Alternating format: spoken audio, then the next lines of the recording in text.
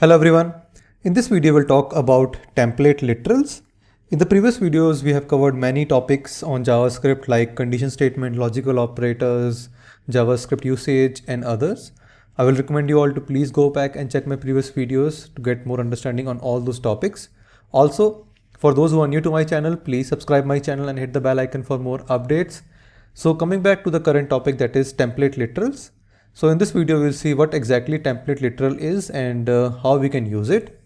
So talking about template literals, it was introduced in ES6 and I'll show in this particular video how exactly we can use it and why exactly it was introduced and what is the current usage in the current scenario also.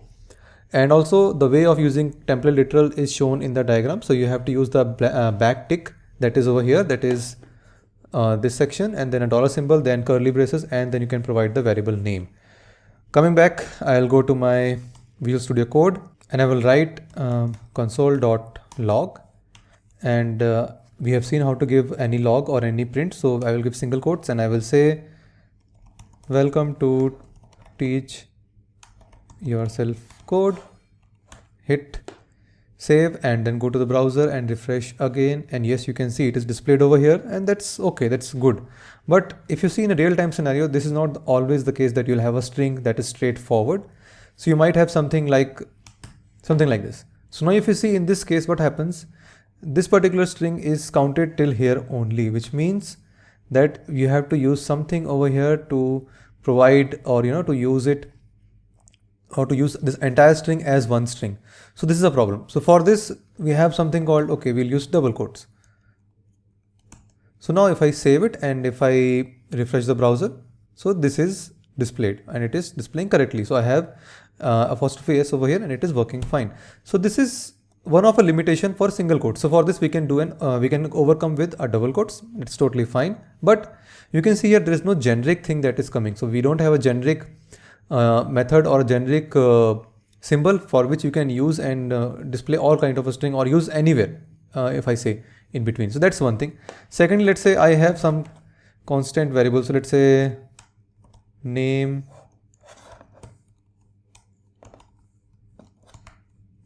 age. That's it. Now I want to give, let's say, a console log. So previously we have seen we always use double quotes and we'll say, okay, my name is, then I will use a plus symbol, then I will give name here, then I will give plus symbol, again double quotes, and my age is something like this, and then I will give age here. I will save it, and then if I go back to the browser, refresh it over here. Okay, so there is a problem which says, okay, and if I go back here, refresh, you can see both of the lines are getting printed. Now this is a very common way of adding any variables to a particular string and then using it. So there is nothing different here. So all the languages we have seen previously use mostly all the similar kind of syntax over here. So this is also one thing that is legacy supported. Okay, so now talking about third scenario. Let's say if I want to print something over here and I want to have multi lines, which means I'll say my name is Gagan. Now if I want to have a second line, then I have to put a next line operator, something like this, and then I have to say, and my age is 20 years, something like this, correct? Now again, if I go back to the browser and refresh, so these are the three scenarios I've told you. So you can see everything is displayed over here. Now let's say, so you can see this is a very cumbersome process, right? So we always have to make sure we are using different kind of syntax for different kind of behaviors. So this is just an example. So we have seen like how to use double quotes here to avoid this apostrophe s, or how to use single quotes or double quotes which contains a variable over here, then how to use multiple lines. So this is a very cumbersome process. To avoid all these things, there was a concept introduced called template literals. So what does that mean? So it is a very simple and a very good logic that was introduced after ES6, that is ES6 release. So it provides you a support for having a backtick support. So means in Mac, if you use, there is a symbol present on the keyboard above tab. So it has something like this. So if you want to use a template literal, you have to use a backtick. So this is a symbol that we're going to use here. So now let's take the same example. If I want to display something like this, I'll say the first example, I'll use the same string here. Now, if I want to use something like this, so previously we saw with the single quotes, there was a limitation that you have to use a double quote, then only you can use it. But with this string literal or the template literal, you can just provide a tick here, backtick, that is this, and yes. So you can see now it is working. What does that mean? Now, if I just go to the browser and refresh it, you can see we are using only a backtick. We are not using a double quotes, any limitation that was there previously, and we are able to display any details that is present over here. So this is the first example. Now talking about the second example that we saw previously and the limitation. So we have seen something over here which says if we have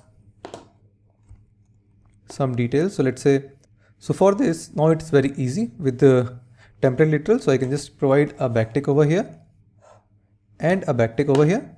And whenever you want to use the variable, I'll just remove everything and I will just write something called dollar, then this particular curly braces, and I will say it's good. And then again, I will provide a dollar, curly braces, and age. If I save now, go to my browser, let's see, I believe it should fail. And yes, it's failing because we have not provided something correct. Okay, now if I save it and refresh it, you can see it's displaying correctly over here. That is the first line at the second line. We have to make sure we are using backtick only over here and using at the start of the string as well as at the end of the string. That's very important. So you have seen, like with the template literal, we are able to add multiple parameters or multiple values within a particular string and then display it. Same thing we saw with a limitation for apostrophe s that is there. And now we'll talk about, let's say, typing or displaying details on a console with multiple lines. In the previous video, we have seen we have to always write a next line character over here, that is /n, and then use it. So it becomes very difficult for us to every time write it. So now with template literal, it is very easy. Just write backtick 2 times and then say my name is Gagan, hit enter, and then say and my age is 20. Save it. I'll just comment this here, go to the browser, refresh it, and you can see, yes, it's showing details over here for multi-line as well, and it is working totally fine.